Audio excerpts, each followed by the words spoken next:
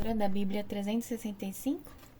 Hoje nós vamos continuar lá no dia 15, em Gênesis, capítulo 31, versículo 17, até o capítulo 32, versículo 12. Então Jacó montou suas mulheres e seus filhos em camelos e conduziu adiante de todos os seus rebanhos. Juntou todos os bens que havia adquirido em Padan-Arã e partiu para a terra de Canaã, onde vivia Isaque, seu pai. Quando partiram, Labão estava num lugar afastado, tosqueando suas ovelhas. Raquel roubou os ídolos da casa que pertencia ao seu pai e os levou consigo. Assim, Jacó enganou Labão, o arameu, partindo sem avisá-lo de que iam embora. Jacó levou todos os seus bens e atravessou o rio Eufrates, rumo à região montanhosa de Gileade. 3 dias depois, Labão foi informado de que Jacó havia fugido. Reuniu um grupo de parentes e saiu em perseguição a Jacó. 7 dias depois, o alcançou na região montanhosa de Gileade. Na noite anterior, porém, Deus havia aparecido em sonho a Labão, o arameu, e dito a ele: "Estou avisando, deixe Jacó em paz." Labão o alcançou enquanto Jacó estava acampado na região montanhosa de Gileade e armou seu acampamento ali perto. "O que você fez?" perguntou Labão. "Como ousou me enganar e levar minhas filhas embora, como se fossem prisioneiros de guerra? Por que fugiu em segredo? Por que me enganou? E por que não avisou que desejava partir? Eu lhe teria dado uma festa de despedida com canções de músicas, ao som de tamborins e harpas. Por que não me deixou beijar minhas filhas e meus netos e me despedir deles? Você agiu de forma extremamente tola. Eu poderia destruí-lo, mas o Deus de seu pai me apareceu ontem à noite e me advertiu: deixe Jacó em paz. Entendo sua vontade de partir e seu desejo de voltar à casa de seu pai, mas por que roubou meus deuses?" Jacó respondeu: "Fugi porque tive medo. Pensei que o Senhor tiraria suas filhas de minha força. Quanto a seus deuses, veja se consegue encontrá-los. E quem os tiver roubado deve morrer. Se encontrar qualquer outra coisa que lhe pertence, identifique-a diante de todos estes nossos parentes, e eu a devolverei." Jacó, porém, não sabia que Raquel havia roubado os ídolos da casa. Labão foi procurar primeiro na tenda de Jacó e depois nas tendas de Lia e das 2 servas, mas nada encontrou. Por fim, entrou na tenda de Raquel. Acontece que Raquel havia pego os ídolos da casa e os escondidos na sala de seu camelo, e estava sentada em cima deles. Quando Labão terminou de vasculhar toda a sua tenda sem encontrar os ídolos, Raquel disse ao pai: "Por favor, perdoe-me por não me levantar para o Senhor, mas estou em meu período menstrual." Labão continuou a busca, mas não encontrou os ídolos da casa. Jacó se enfureceu e discutiu com Labão. "Qual foi o meu crime?" perguntou ele. "O que fiz de errado para o Senhor me perseguir como se fosse um criminoso? O Senhor vasculhou todos os meus bens. Por acaso encontrou algum objeto que lhe pertença? Coloque-o aqui diante de nossos parentes, para que todos vejam, que eles julguem entre nós 2.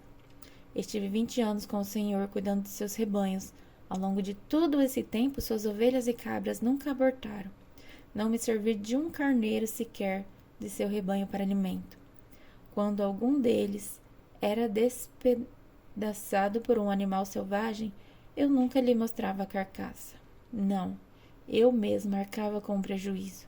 O Senhor me obrigava a pagar por todo animal roubado, quer à plena luz do dia, quer na escuridão da noite. Trabalhei para o Senhor em dias de calor escaldante e também em noites frias e insônias.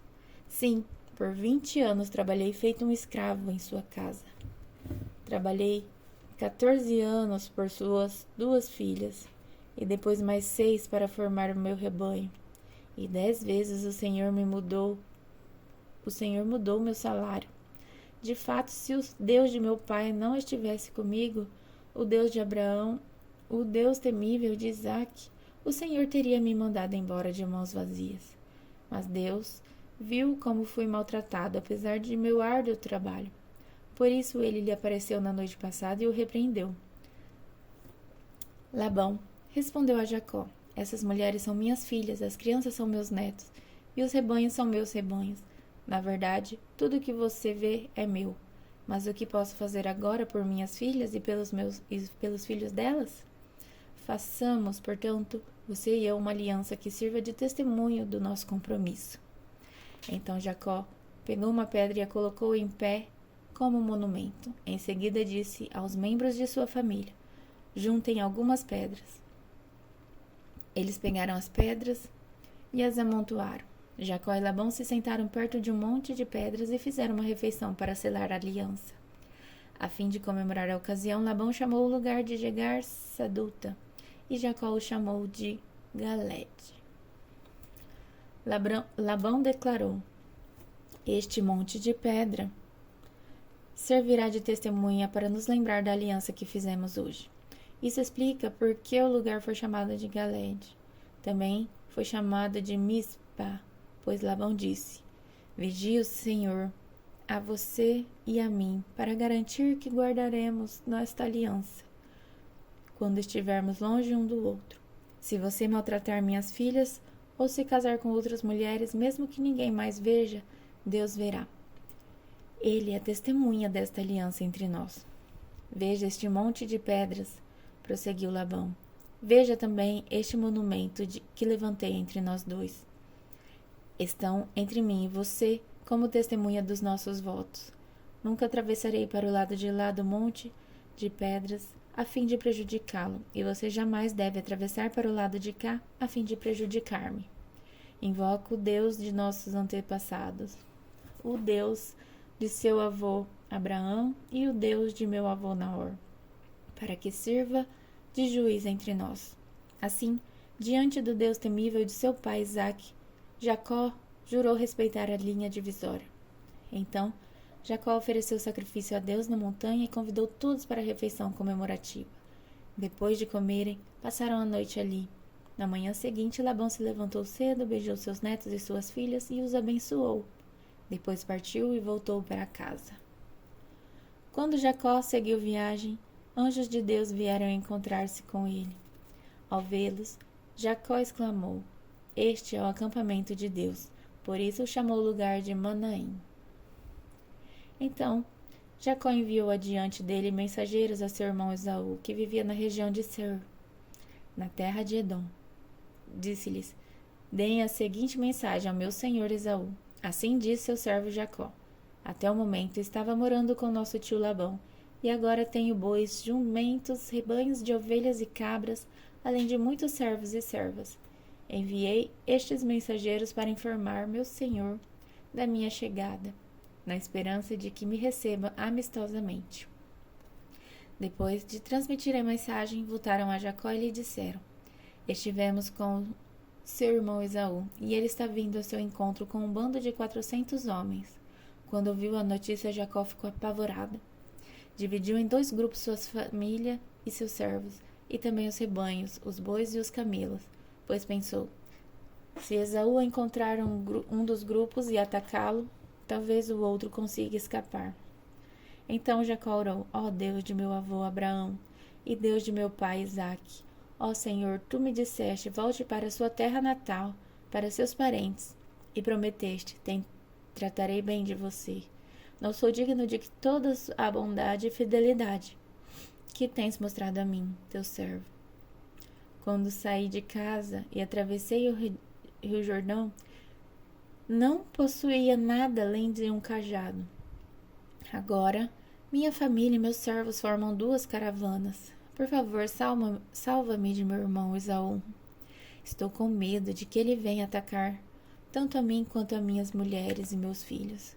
Mas tu prometeste, certamente, tratarei bem de você e multiplicarei seus descendentes, até que se tornem tão numerosos quanto a areia à beira do mar, que não se pode contar.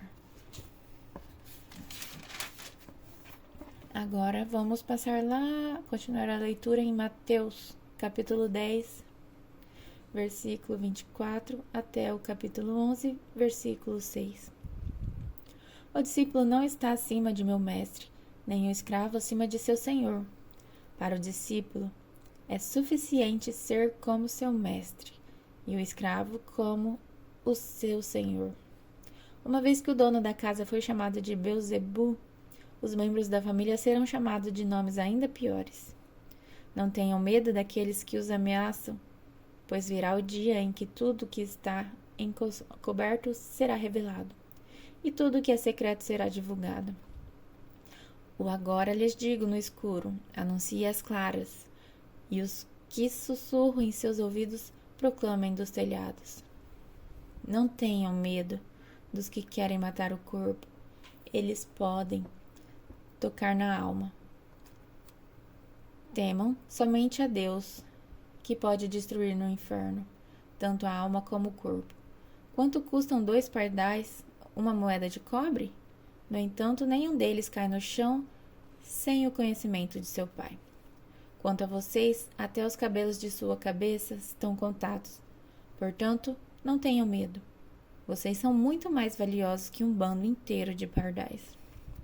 Quem me reconhecer em público, aqui na terra, eu o reconhecerei diante de meu Pai no céu. Mas quem me negar aqui na terra, eu também o negarei diante de meu Pai no céu. Não imaginem que vim trazer a paz à terra. Não vim trazer paz, mas a espada.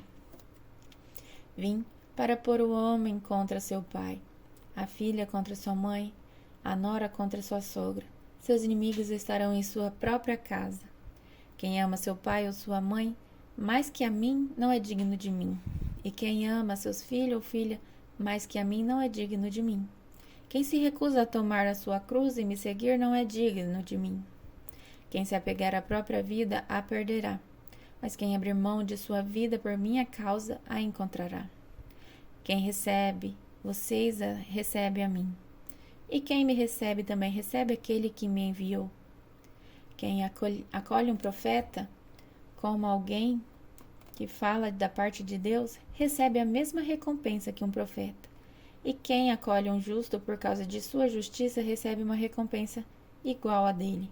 Se alguém der um copo de água fria, que seja o menor de meus seguidores, certamente não perderá sua recompensa.